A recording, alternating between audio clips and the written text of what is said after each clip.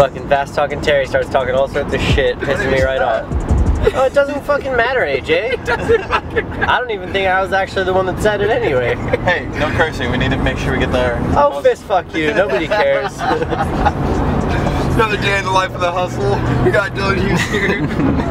Loose Neck Noah. Noah Nelson. We're here driving our truck to Rad Dan's. What's up, guys? Fast talking Terry here. Loose neck ass, big body ass here. What are we doing today, Dylan? Tell them what's up. Basically, today we're gonna go make a fuel line of mine because Rad Dan's got all the cool tools, and we decided to have some bros come along with us. We got Dad here. He's been helping us out. He's the man. He flew out from Washington a couple days early before Irwindale. Hell of a guy. Irwindale in how many days? Oh my God, it's what is today? Monday? Yeah. We load in the track on Wednesday. So tomorrow we go on the dyno, Wednesday we load in the track, Thursday's practice and qualifying, Friday's competition.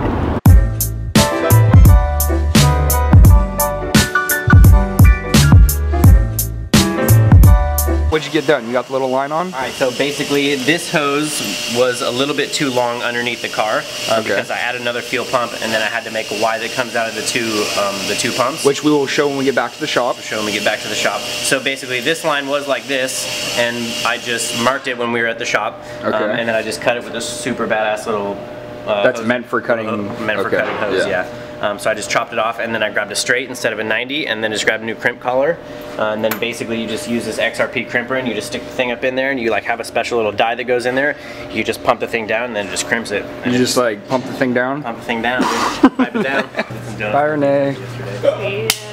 Later Dan. Hey, good to see you. Time to go. Alright, Loose Neck. How about her, Tina? Waiting for the AccuSump to get the oil pressure through the motor, which usually takes a sec when it's cold. Wait for it. Got that thick lubrication, huh? Thick lubie, there it is. Okay, it'll usually go up to about 8, 9, maybe 12. Let it go, okay, whole engine's got pressure.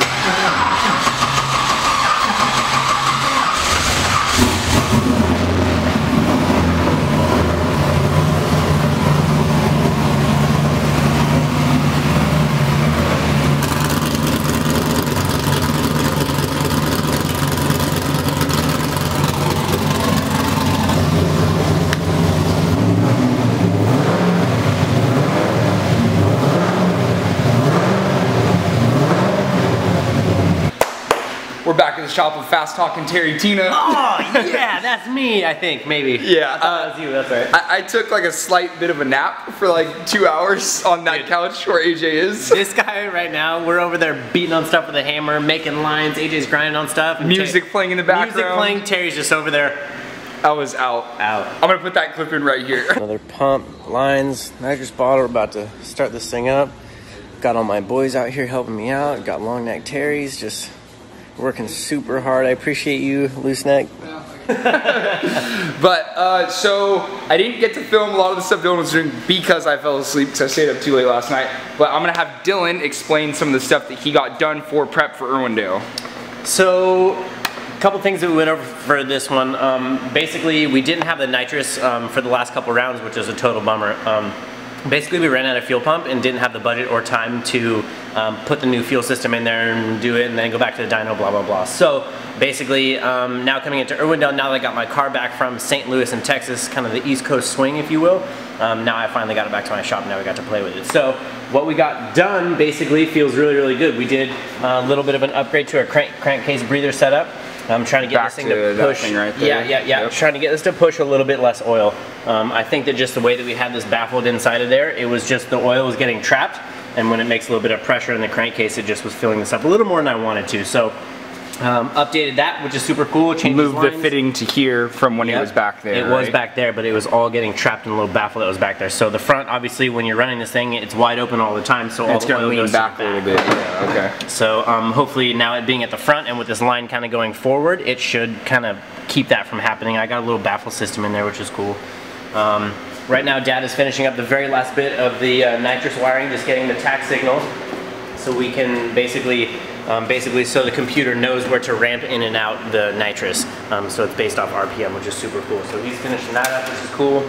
And then moving back, we can obviously look at the fuel system. So we went over to Rad Industries, Mr. Rad Dan hooked us up. So we made a couple of these short lines after I got Fuel Safe to send us a whole nother pickup setup. 2 Bosch 044 pumps in there, which should be plenty. Because you used to only have one, right? Yeah, I only had one, so I had to drill this other hole in the top plate, you know, run another line inside the tank, put another pump in there, rewire it, and then wire it, and then have this dash 8 going all the way up to the rails. And that's why you got the new line, because we used to have one line to here, and then it was just too long and an awkward angle, so you got the new line. So we had this 90 that was on here, so this line was too long, and then it swooped back, and it looked like hell. So we went over to Dan's, and he was nice enough to let me cut it off and recrimp it. So and you got this nice little nitrous ball right here. Got this nice little guy. We got one of the big guys back here. Nos with some Nos energy drink. Yeah. So now feeling good. I just crawled in there. We just did a routine fluid change the diff, change the trans, change the engine.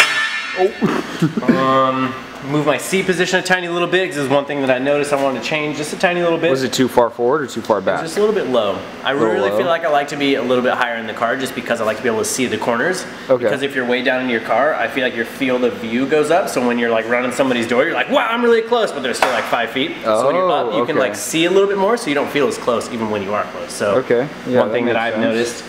Besides that, just a routine nut and bolt check. There's little things here and there. Little things here and there. It's that little stuff that matters. Oh, you added to your bash bar here. I did. So this bottom bar used to not be here, and that was causing his fenders to snap in half and get destroyed every time he touched a cone, just barely. This was really sick, because these last 2 tracks that we ran in St. Louis and Texas were really fast. So it was like 85 miles an hour, like full this way, give it a whack transfer, and then you come up a little bit short, and it was like full throttle, like 80 miles an hour, just whack that cone, and it would blow everything to pieces, which I was super over. Just got all these brand new panels painted, did one event, now they're all destroyed. So never again. Now that you have that bottom bar, this bar literally is like on the bumper. It is insane, like the fitment that he got on that. Yeah, and that's what's cool is, so once we put it on and we got these little guys here that help hold the front of it on, we bolted onto the fenders, and then literally you can just walk up and kick in. It's like totally solid, which is good. It needs to be that way. Yep, and if you guys didn't know, Dylan is a fabricator, so he did that all himself. Yeah. Also, like these little things like this that you see in a race car that are very, very nice. Yeah. People really appreciate that, so it's really cool. This is one of my favorite setups. So this is all the steam ports coming off each corner of each head. So basically, I made this little block. I found the radius of this tank, milled it out, and then milled all of these perfectly flat and straight. Made all these lines, welded the cap on, welded the bottom on, that returns back into the water pump. So that's kind of one of my little like. Would you say that's one of the things that people notice out of your engine bay the most? Yeah, totally. I feel like every time I post an engine pic of this thing on Instagram or whatever, I get like 3 or 4 people like, what's up with that steam port setup? I'm like, for sale, maybe. Maybe. You don't know if you want to give it away. I know, it's like, nobody else has it, so. Yeah, that's true. That's what I like about it. But we are going to do a full walk around and like build review on his car in the next like maybe week or so, maybe before Irwindale if we have time, probably not though, it just depends. He actually has a dyno appointment tomorrow, so we will be filming a video on that. And we're probably gonna go cruise back to the house now, eat some food, and I'll catch you guys there. As you guys can see, Dylan is addicted to the FR racing game that everyone is playing. FTT, don't tell me how to live my life. Dude, just fire, oh, look at that livery, he copied me. No, it was an accident. I literally didn't even mean to. Yes, you did. I've owned, what is this? I've owned 13 what? No, it's just a 13. You owned, oh, I don't know. I have no idea. Look at this thing. This thing revs to 8th Howie, 372 HPs, dude. This thing is. Dude, it's more power than your FD car. Freaking more power than my freaking donkey's car. That's gonna be it for today. We're just hanging out. We have to go to bed early because Dylan's dyno appointment is tomorrow and he still has a few things to do. But thank you guys for watching. If you haven't already, please like, subscribe, comment down below, and I'll see you guys in the next video.